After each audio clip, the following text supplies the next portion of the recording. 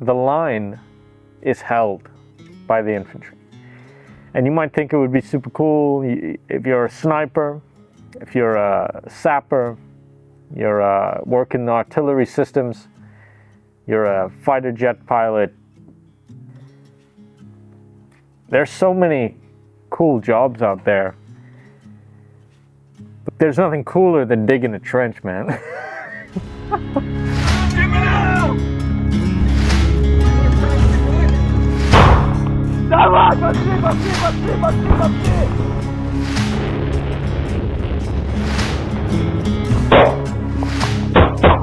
Corner, left corner!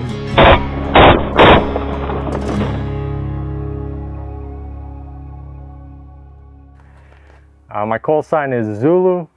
I come from South Africa. Zuid-Afrika, mijn land, mijn hart, mijn trots. I've been in Ukraine for almost 20 months now. I've served with the 3rd Separate Assault Brigade, Armed Forces of Ukraine, in the 2nd Mechanized Battalion, 1st Company. I don't come from a military background. My background was in executive protection. I worked in the private security sector in South Africa. And I do believe that I was called here. I was living a comfortable life. I was doing my job. I enjoyed my job. Everyone that I opened up to about coming here thought I was a little bit crazy. But I understood it as something I was called to, something I wanted to be a part of. I found out that if you really want to make a difference, the place you're going to make the most impact is by joining the army. And this is where you're going to get the real work done.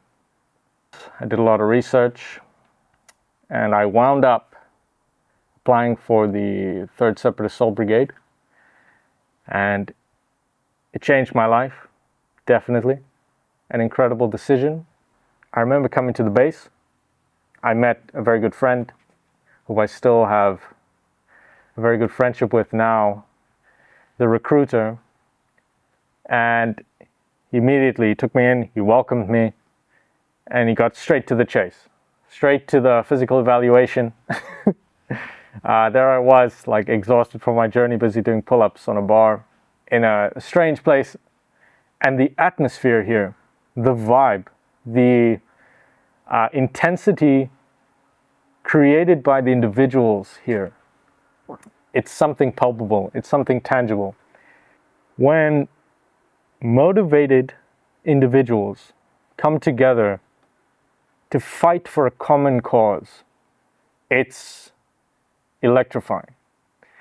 You got young men laying down their lives, not only physically, but let's say economically, let's say their careers. They're putting this all aside to volunteer to defend their homeland. And I felt like immediately I was a part of something. And it was something much bigger than myself. And I knew this is where I belonged. The training here changed my life. Because I came here with a... I know there's a couple people who are going to laugh at this. But I came here with a weak civilian mindset. To lay this down and to realize that you are a body with a weapon that is trained to do the orders of the knowledgeable commanders above you, it's quite a stretch. And some people never get there. They constantly believe that is my life, I will control it how I want, and this leads to, again, a lot of fear, a lot of discouragement, a lot of disobedience. It leads to people feeling insecure and incohesiveness, incoherence. It was very difficult. It pushed me to my limits. I got to a point where I knew there was no going back. I had to press in. I had to find strength. I found strength in my brothers in arms.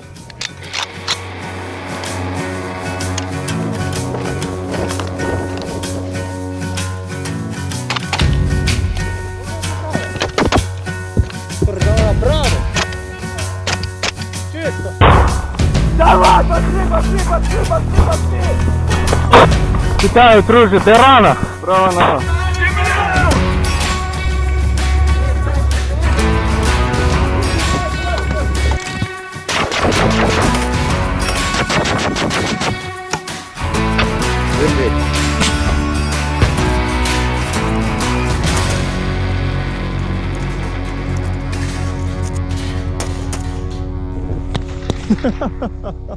Once I finished training here, I did feel ready. I felt ready to face the enemy that I would be presented with. However naive you might think that is, and I was quite naive actually. I think it's good to be confident. If you don't feel prepared after you leave a form of training and so on, this is concerning, but really I felt prepared. I felt like I could meet these challenges.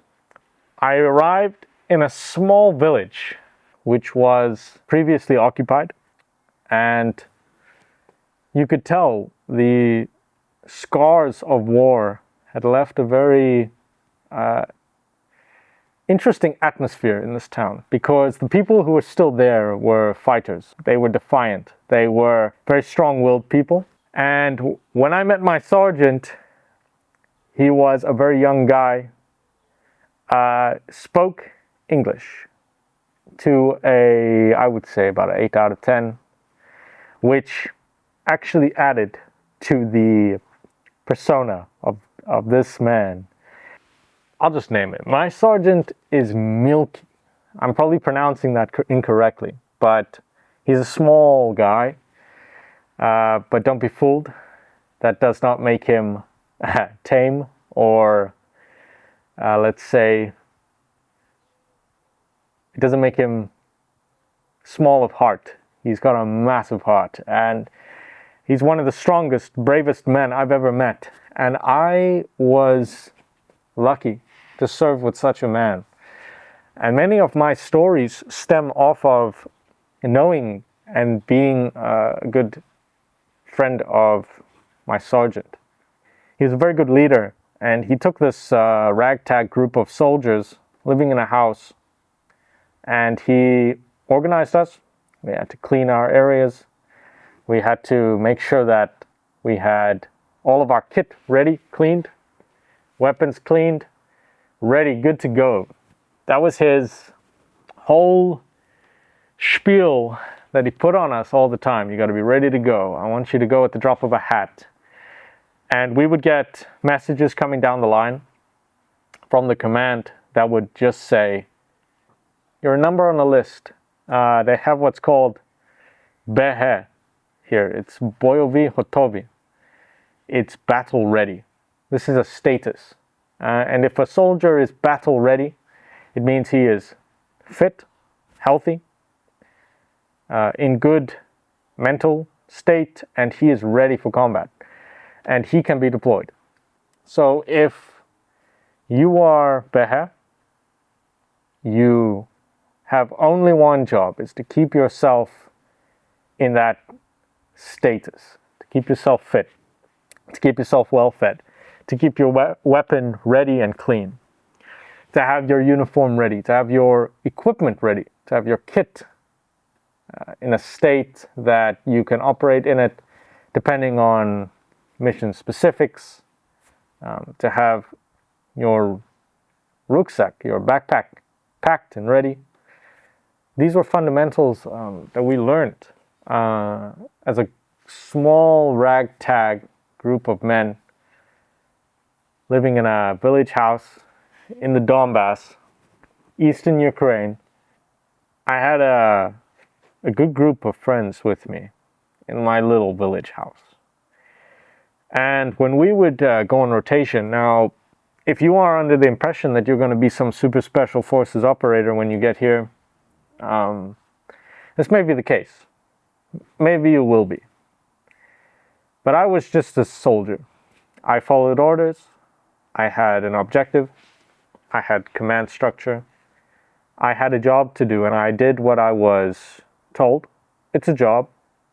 And infantry, prosto pehota, infantry, they do the uncomfortable jobs.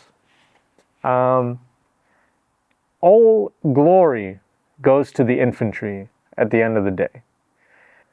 You're gonna meet some people that live for the adrenaline. You're gonna meet some people who will, without blinking, face danger as if it is like having their morning coffee. You're gonna also find people who will, under some miraculous divine intervention, find a way to always do absolutely nothing. The friends you make, let me say the brothers you make here, will be with you for the rest of your life.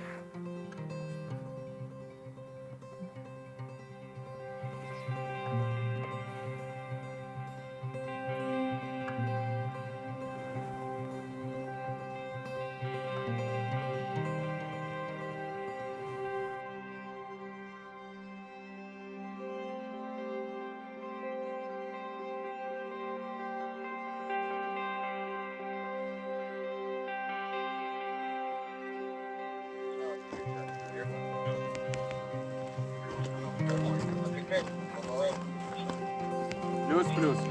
Что, погнали?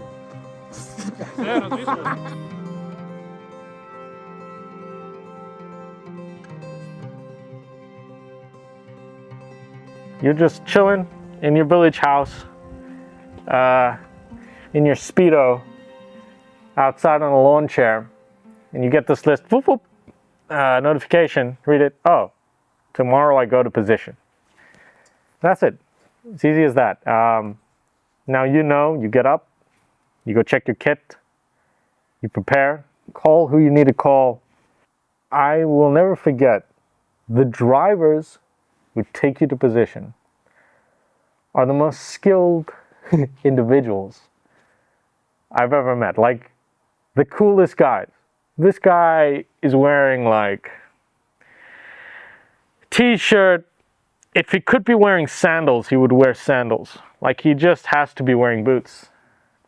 He's wearing his pants. He's got a little bit of a belly.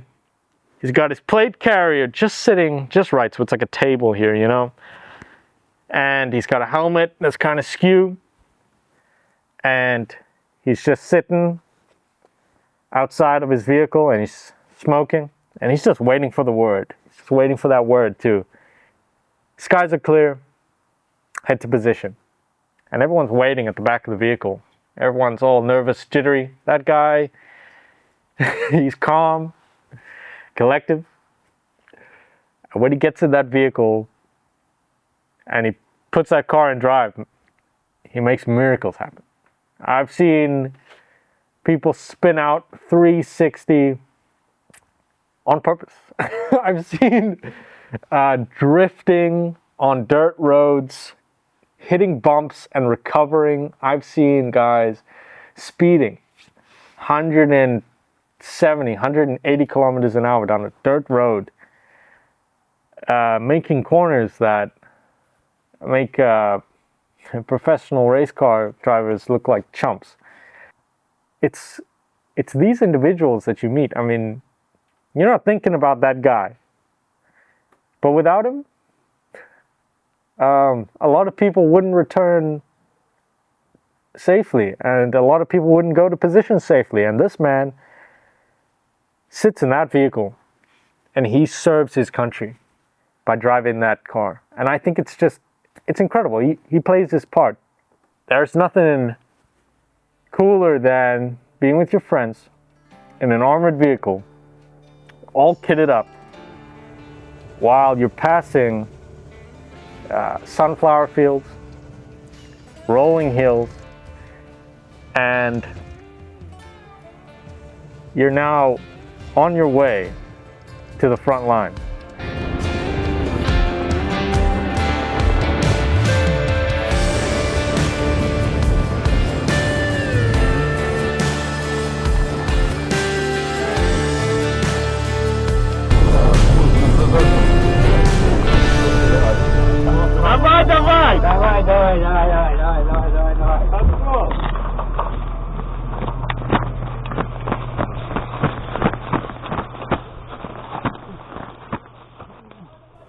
It's a thankless job, but this is a war of attrition, and there's trench warfare involved. And what we don't call them going to the trenches, we call it going to position. The line is made up of positions. All these little positions, some of them are 100 meters apart, some of them are 50 meters apart, some of them are kilometers apart. All of them with a varying degree of difficulty to get there, a difficulty to maintain the position. Run, Forrest! Run! Stay alive! Stay alive! Stay alive! Stay alive! Almost got you, Milky.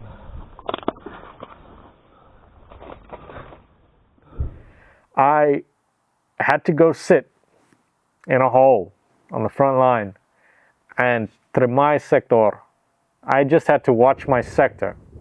This is your job. You have to hold the line. One specific time we had a very difficult position. I'll just call it position X. And position X was relatively close to the enemy.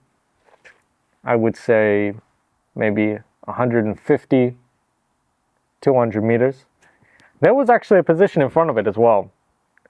This position was assaulted on the first time I was rotated. I could listen to it on the radio. Picture this.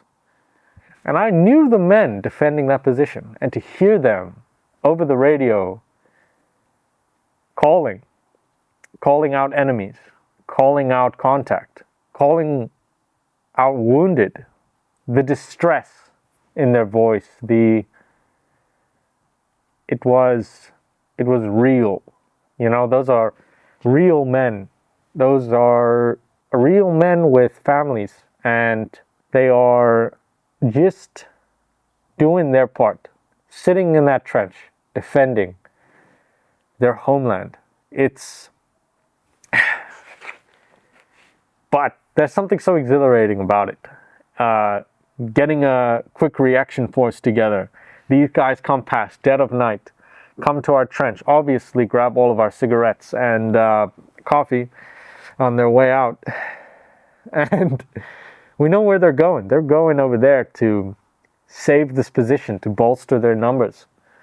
And it's young men. It's young guys going. Some of them don't know what they're getting themselves into, you know? But it's the training. It kicks in. There's the enemy. I clear this trench. I perform tactical medicine on my fellow wounded brothers. I capture the enemy.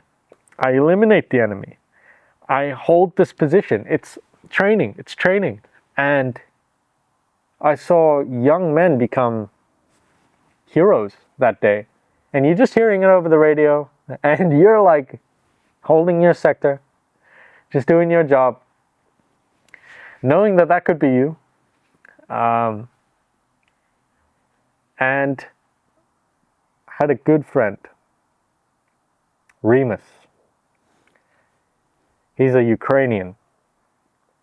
And I was on fire watch with him. Now you're sitting, watching your sector, 2 o'clock in the morning, and you got to do it for the next couple of hours. Every little sound scares you to death. Everything sounds like someone crawling up on you. The mosquitoes all sound like FPVs, and so do the flies. And I remember him stirring a cup of coffee, looking out of the porthole over the field. And he was like, wow, it's so beautiful. And I was sitting maybe 5 meters away from him. And I was like, Remus, what are you talking about? And he says, no, they're shooting at SPG over there at our positions. I just watched it fly across the field. Oh, they hit our one position. Oh, here it goes again. It hit the next position. You got to come see this. And as I stand up to look at this beautiful sight, as I stand up, I just see this fireball just coming straight at us. Yeah, we were just like shot at by an SPG. And I duck down. Position gets hit like just over the top of the berm behind us. And Remus was just chup still. He's just quiet. Just calm and collectively he says, wasn't that beautiful? And when you survive that, and it's like that silence, you have like a revelation, I would say, where things before that have happened to you, like spilling your morning coffee, or stubbing your toe, someone cutting you off in traffic, these things just fade away. Small inconveniences seem to not be so dire anymore for some reason. Defense was a large part of our sector, and I had one particular mission which was a search and destroy. Myself and a little merry crew were chosen. We were sitting at a reserve point, I believe. And sometimes you sit on the reserve point after you've been rotated to the front a whole lot.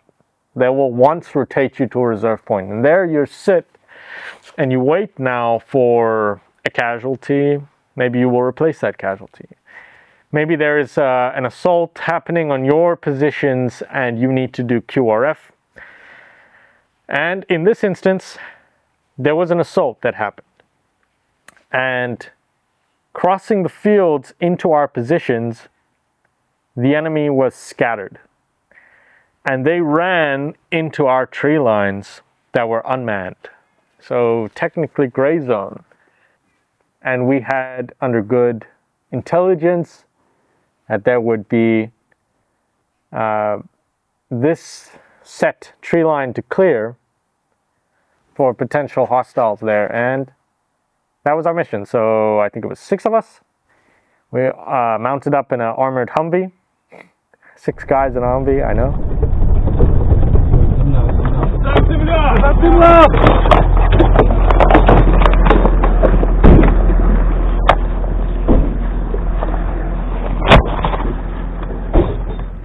At that point, I was fulfilling the role of a CLS medic.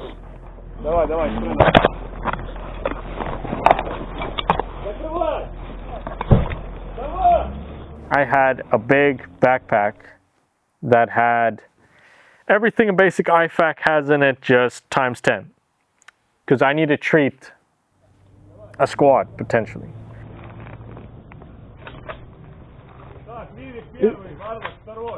Is there something back there? Plus. Plus.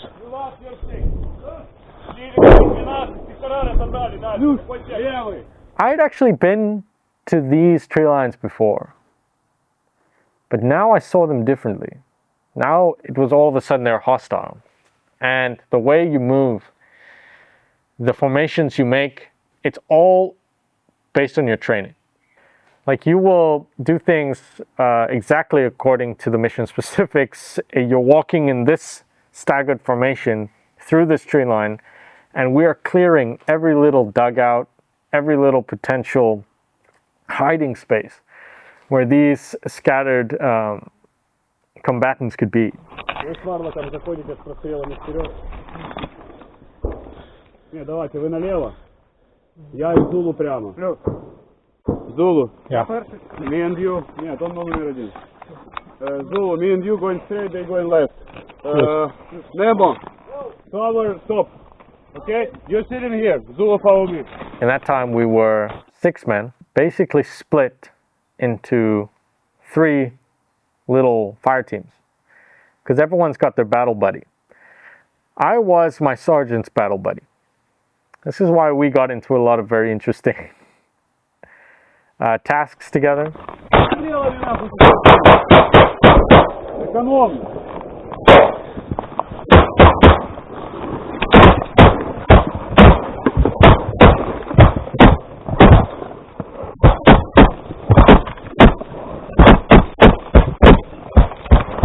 Давай, Zulu, first. With light. Go. Corner, left corner.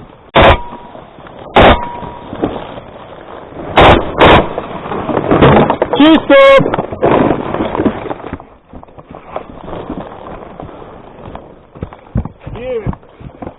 Левый. Выходим.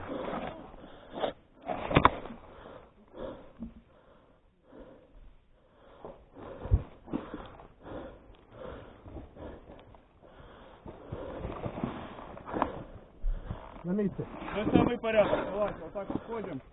Посадочку, нам сюда же, понял? Уходимо? Да, вот это, Ливи, ты знаешь. Ну, так сюда вот, пошли.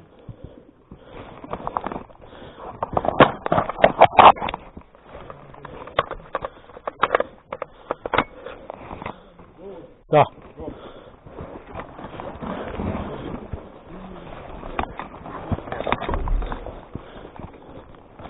Давай. Граната!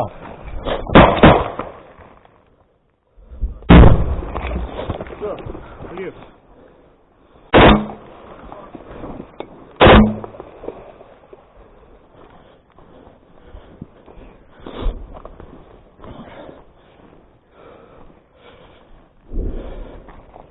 We're going through this tree line and I see a dugout on my left.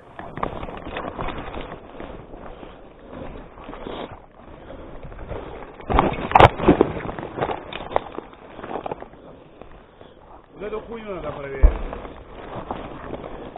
Есть что?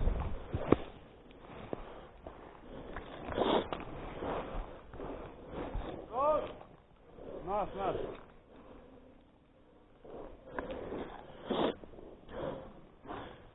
There's more, Milky. There's more, I can see it. Blindage. And it veers off of the path. And the rest of the crew start going down the path. And I call out the dugout. Everyone turns to face it, and my sergeant is covering me. I jump down into the dugout.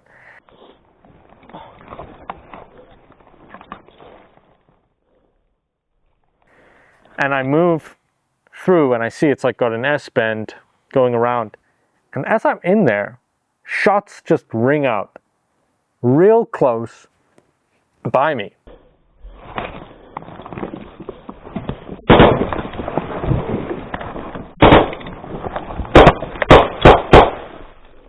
And I turn around and there's no one there. My team is dead silent. They're not communicating at that moment. I can't see them and they're just shooting. I just start clearing this dugout to get back to my friends.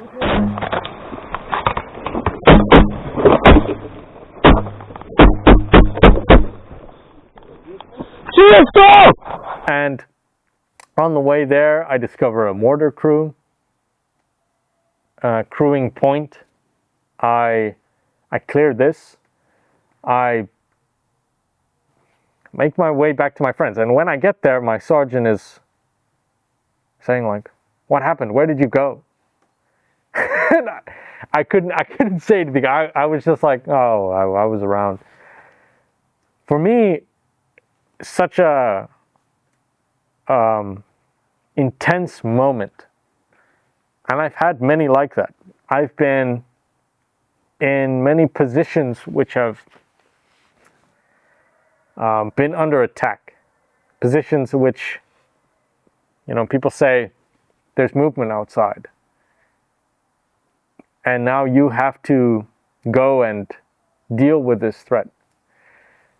I don't necessarily enjoy going into the details of many of these encounters because it's still very real to me. It's not like years and years of dealing with this, having a long military background where you become calloused. For me, these emotions were raw, they were real, and they affected you, and they affected me immediately.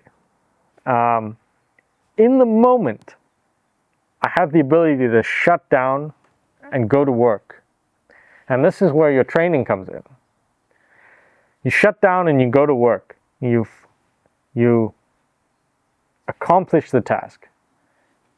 Afterwards, when you are done, you will replay these events in your head like a movie. And that's when you feel the stress. That's when you feel the stress.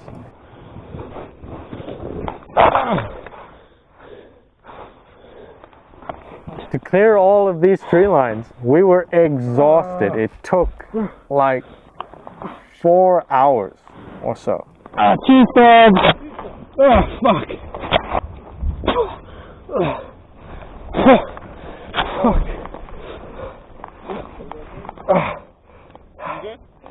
Yeah. It's a sleeping place. Ay, ay, ay. That was scary. Yeah. I couldn't see anything, and it's this small. That's why I don't want to go inside. Now it's 8 o'clock in the morning.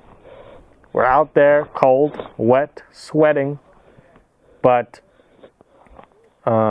grateful that it's done. Grateful that it's done. I'm not the one who set that off.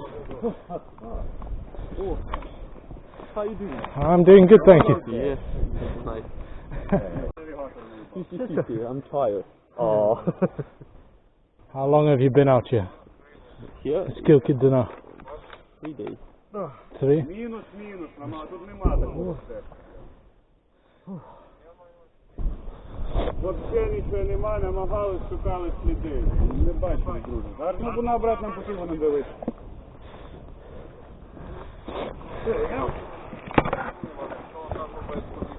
And we're expecting now that the command is like, good job, you guys can come back.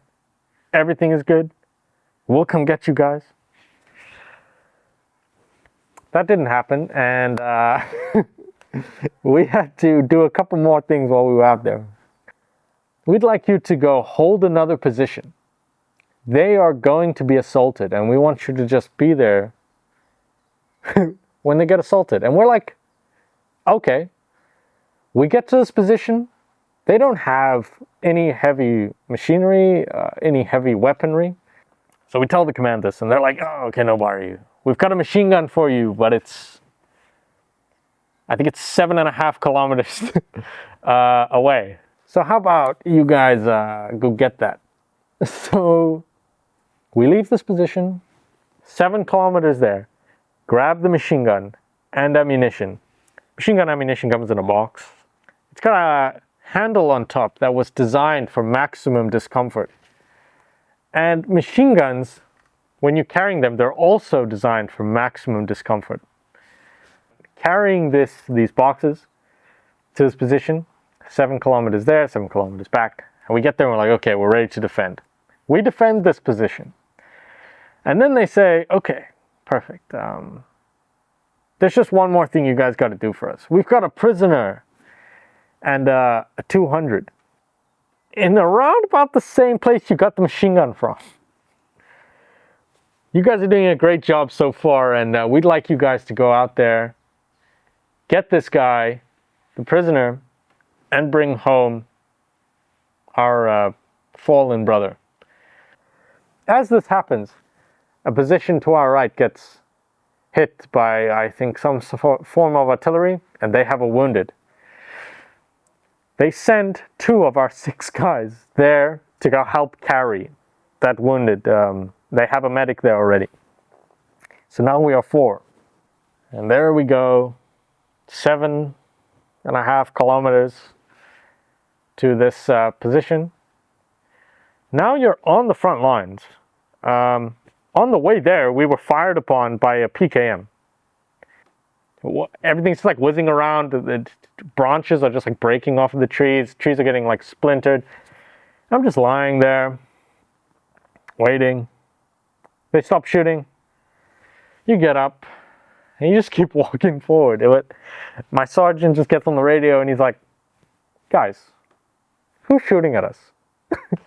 It's simple, like a nice, simple conversation. They say, "Oh no, there's enemy movement on our right, and we're dealing with it, don't worry." We get there, eventually down the line. Things are just blowing up on our left, blowing up on our right. Guys are in the trenches, firing out of the firing ports, just da-da-da-da. There's just shells falling around us, but we're like, this is not our problem. We're here for official business, you know? So we just make our way through. We find the prisoner.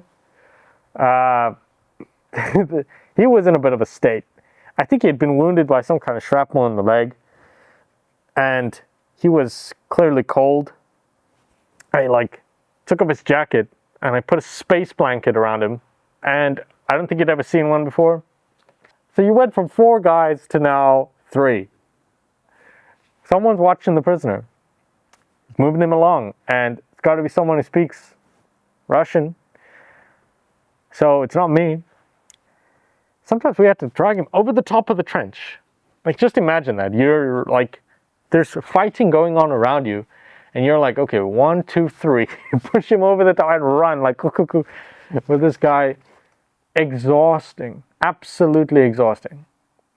We got to the end of this trench line, and they told us once again, we need you guys to go and defend that other position that you were just at with the machine gun.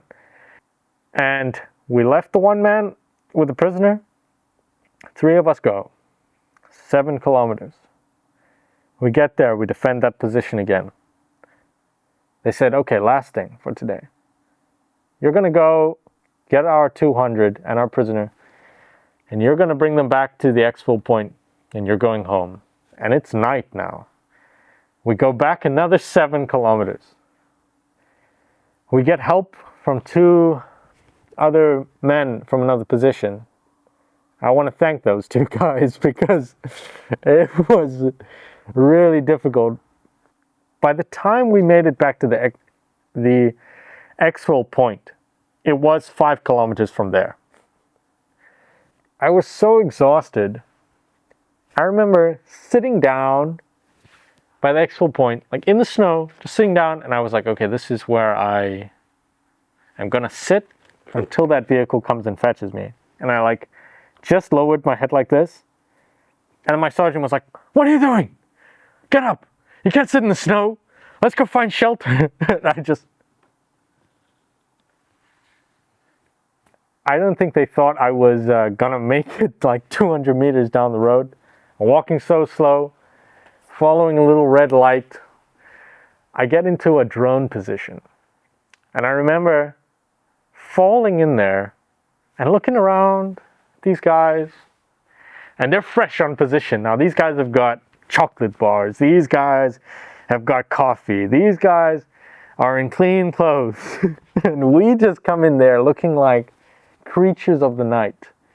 I just sat next to one of these guys, and he's in his nice little snug sleeping bag, and he's doing his job, and he looks up at me, and we make eye contact, and he turns, digs in his bag, and takes out a Snickers bar. And dangles it. I'm like, you want this? I didn't even say thank you. I want to thank that guy now, but I didn't even say that. I just took that bar, opened it, ate it, and I passed out. I lost something like an hour of my life just passed out. I got woken up by my sergeant being like, the vehicle's finally here. I think I did everything in that day that could ever be expected of an infantryman.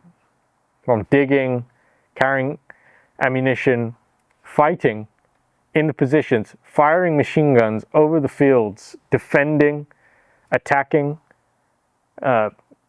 doing Kazivac, like escorting prisoners, everything you could possibly think of doing as an infantryman, I did in 24 hours. It's actually really something interesting that I thought of while I was here.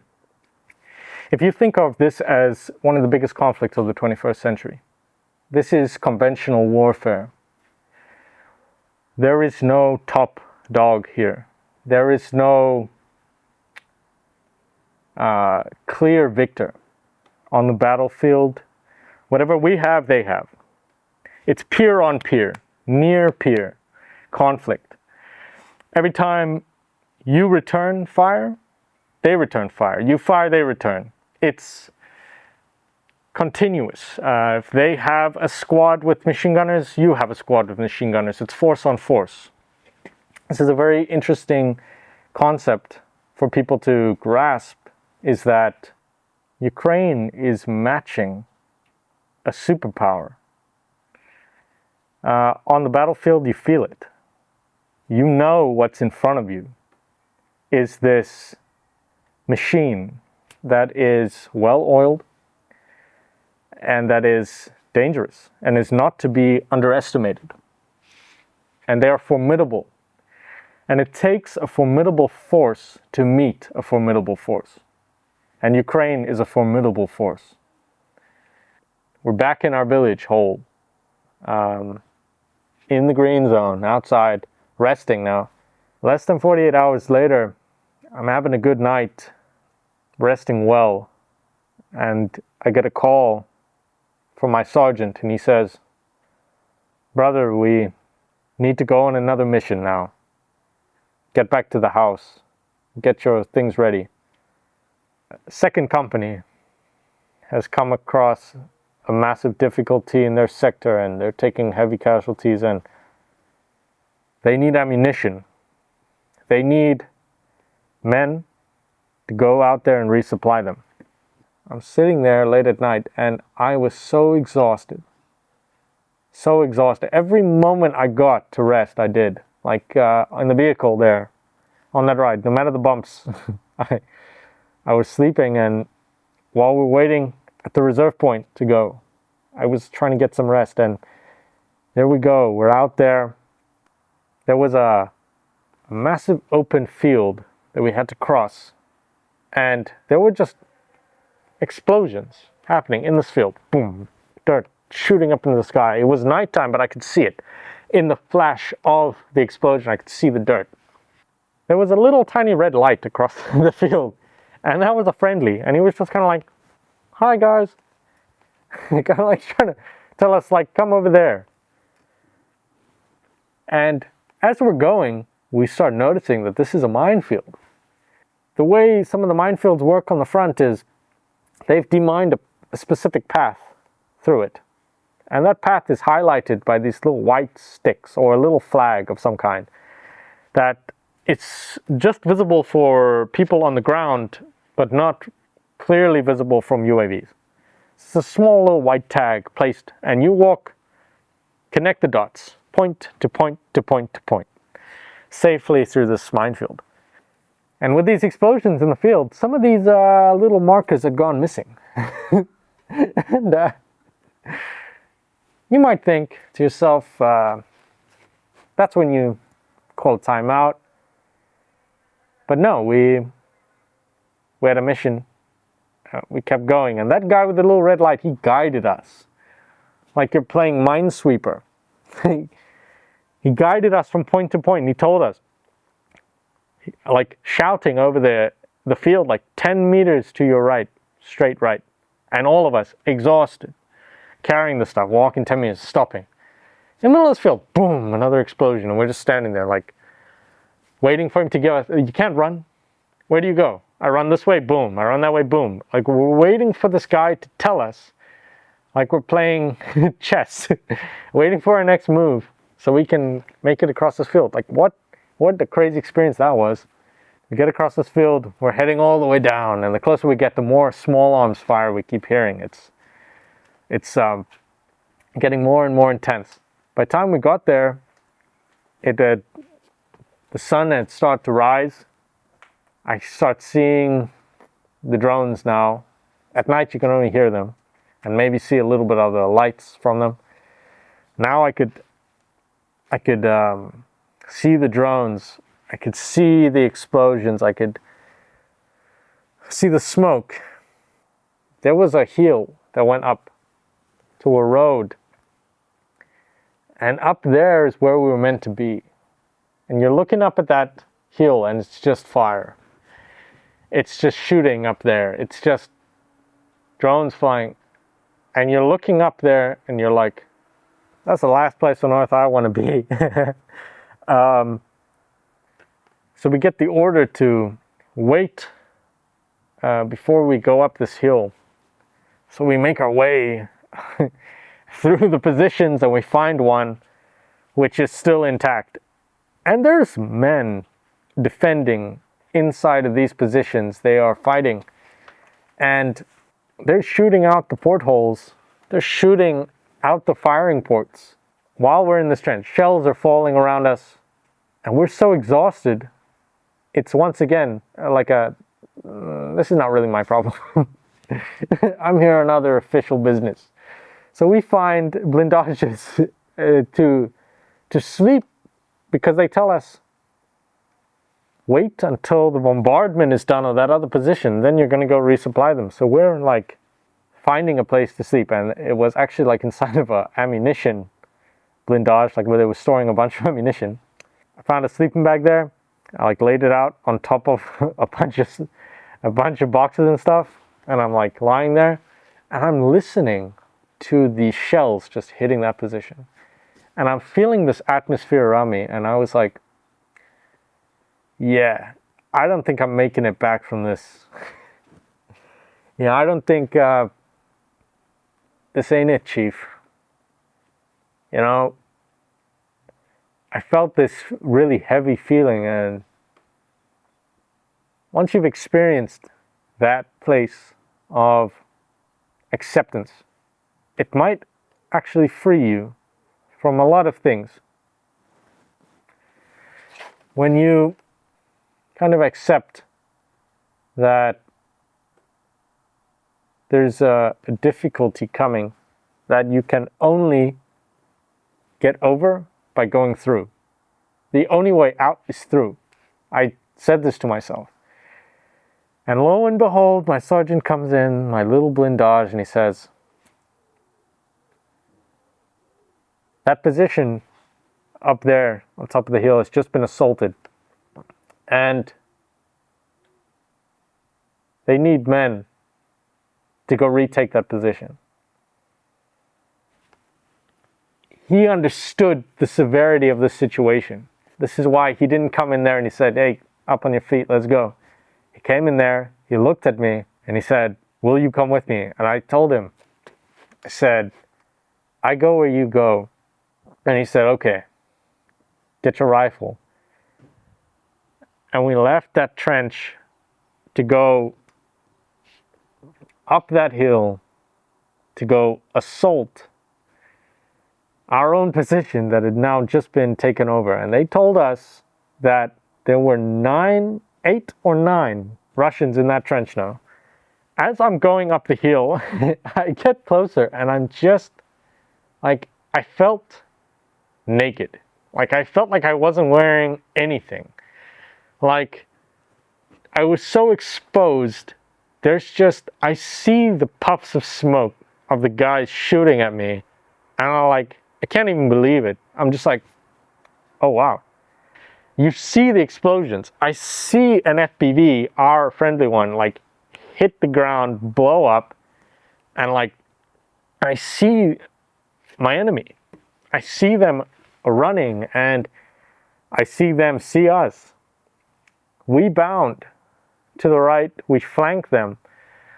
I remember a very pivotal part, and I will never forget this for the rest of my life. My sergeant told me we had to cross a road and jump into the trench. And my sergeant is there and he said, I'm covering you. Cross the road. And that might sound simple to you.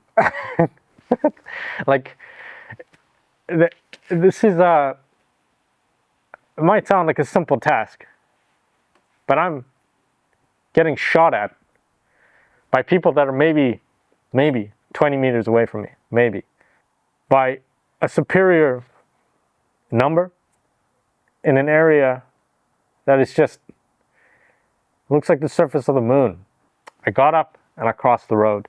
I jumped in the trench. I turned and I fired my weapon. I threw my grenades. I had many magazines. I emptied almost all of them. My sergeant came later. Mirny, another one of our friends,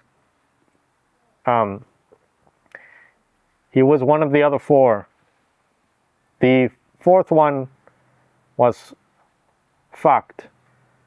That's his call sign. They were the other fire team outside providing us cover while we moved. And we get to a T-junction and the enemy is to our left and I'm clearing a blindage to my right. I clear that blindage, I come out. I look at my sergeant and I say, where are the others? And he looks at me and he says, they're dead. And it's just me and him and like, who knows how many Russians are now on my right. And I'm like, okay. We stack up behind each other like we trained. We press forward and we're firing and they're firing back at us. And we get to a blindage that's covered and my sergeant goes over the top. I come just behind him and an FPV comes and slams right next to my sergeant and boom, he flips in the air. He falls and I back up. I look at him there and I was like, nah, he's dead for sure. But he flips over and he's like alive and I'm like, crawl to me, Milky, crawl. I'm screaming this and he crawls his way and he comes to me and he passes me. Like he crawls past me out of my field of view. I'm still holding my sector. My sergeant is gone. I don't know, like the extent of his wounds. And he's crawled away from me. I don't know where Mirny is. I don't know where Fucked is. I was told they were dead. I'm alone now. The enemy is there. I continue to fight. I then hear Mirny behind me. He comes out of nowhere. I go back to him. We get together. And Mirny and me just rush forward. And we continue to clear this. And he's bounding. I'm bounding. We're bounding through the position. We're fighting. We get to the last blindage that there's an enemy inside of. And this guy, there's like a roof that's kind of caved in above him. And he's just picking up his rifle and just shooting through. And honestly, I felt no fear because the adrenaline was so high. At that point, I was so numb. I just like stood there and like turned behind me. My sergeant was crawling and like limping to us with a bunch of grenades. And we were like, oh, hell yeah. So we just took these grenades and we just started lobbing it at this guy. We're like, we're not going close. That guy's got like, we don't know how much ammunition he's got. He's just spraying everywhere.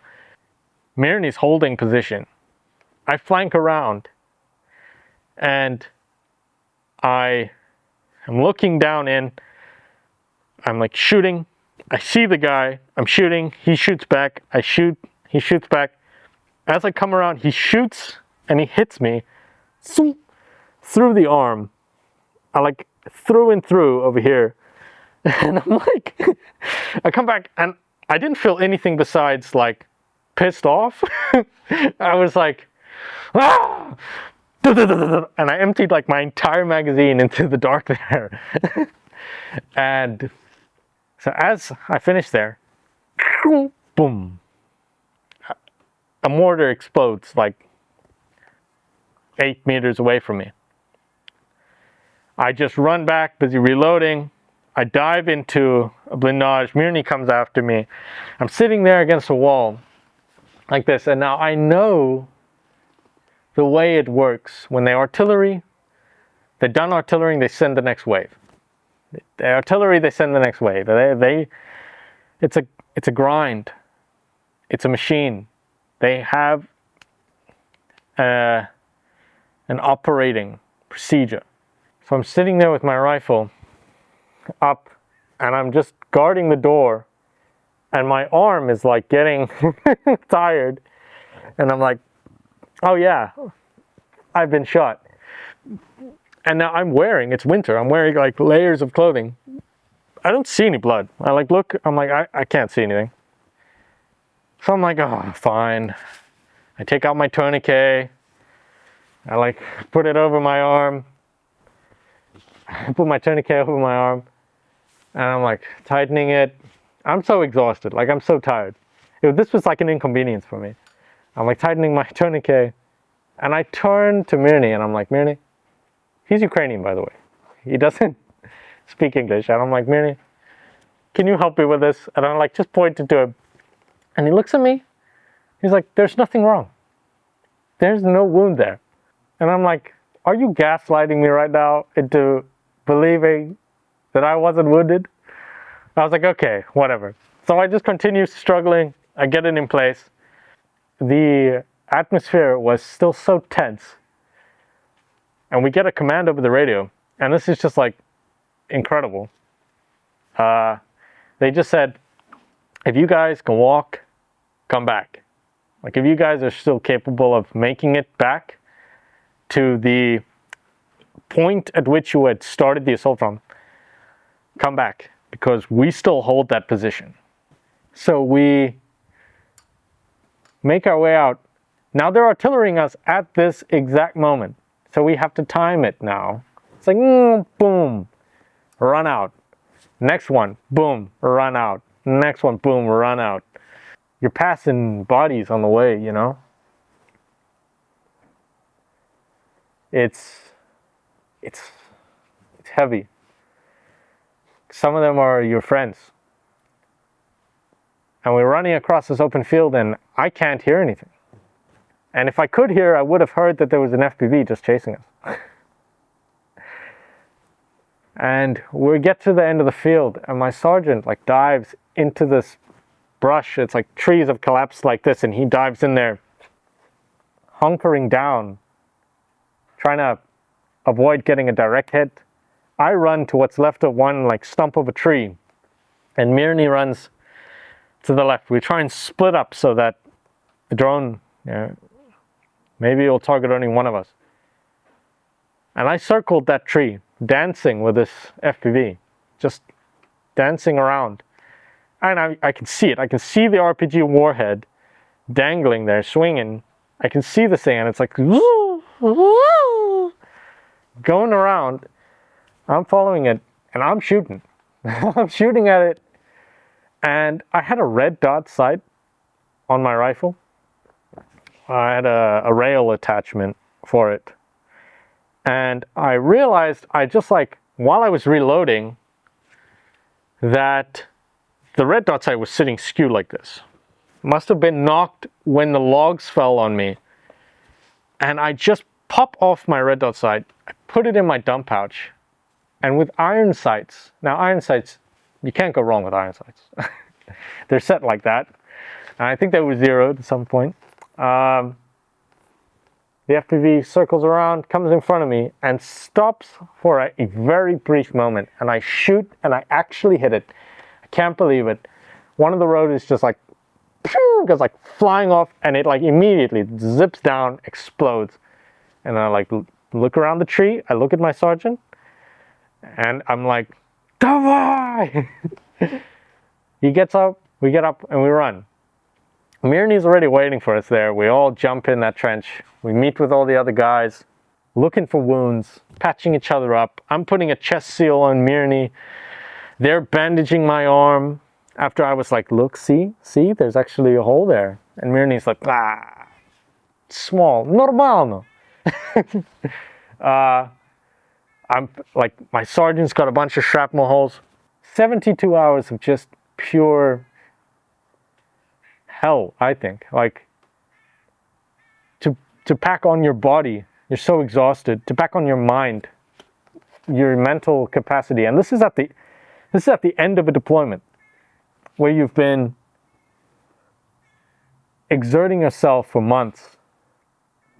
They told us there in that position, they said, if you can walk, you can exfil yourself, you can come home. And me and my sergeant, we come to the edge of the trench, we're like about to go out, and we're carrying all of our bags and all of our kit and everything, and we look across the field and it's just blowing up. Just boom, boom. We turn around, we go back into the trench, and there's enemies coming across the field, running.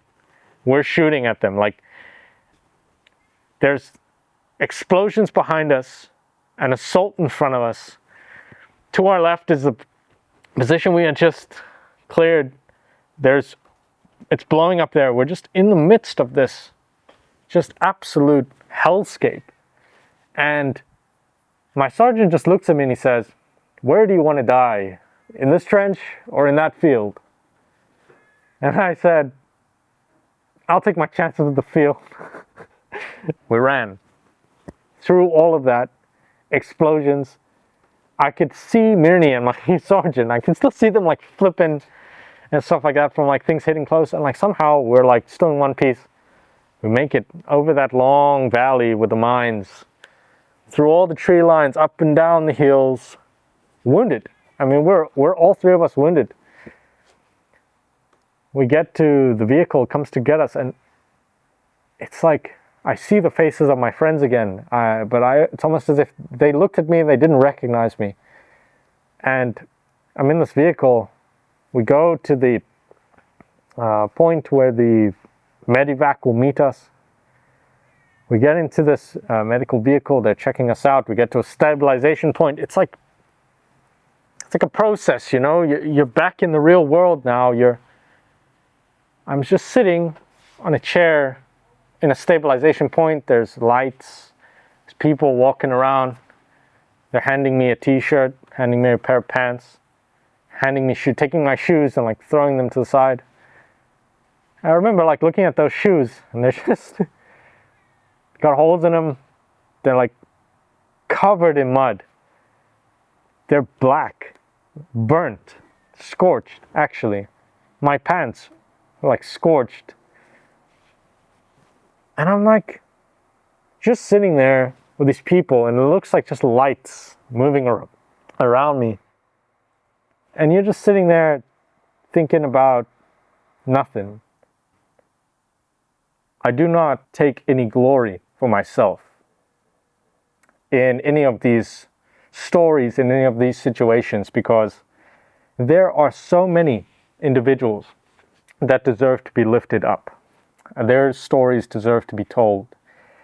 And my story is a combination of these people's valiant efforts, their lives, their contributions, and I was honored enough to be part of it, to be a witness to some incredible acts of bravery, selflessness, and pure awesomeness, actually. Ukraine will fight without you. Ukraine will stand without the aid that they are getting. They will fight without this aid.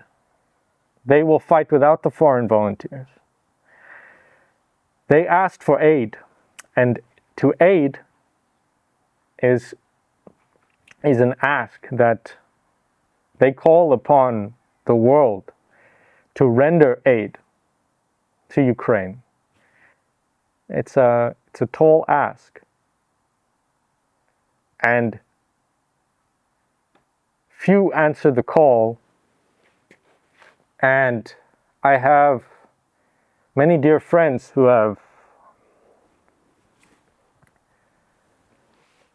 paid the ultimate price for this freedom. Freedom is not free. It's real people doing their part. And I believe that's very important. It is really cool to be part of a strong fighting force like this. I mean, you step into a world where being strong, being courageous, being brave, fighting, and yet being kind, yet being conscious of your brother, being your brother's helper, is so emphasized. To be a warrior,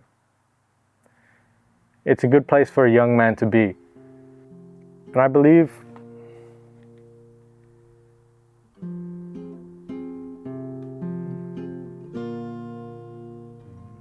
we found something very good here. Something I was proud to be a part of.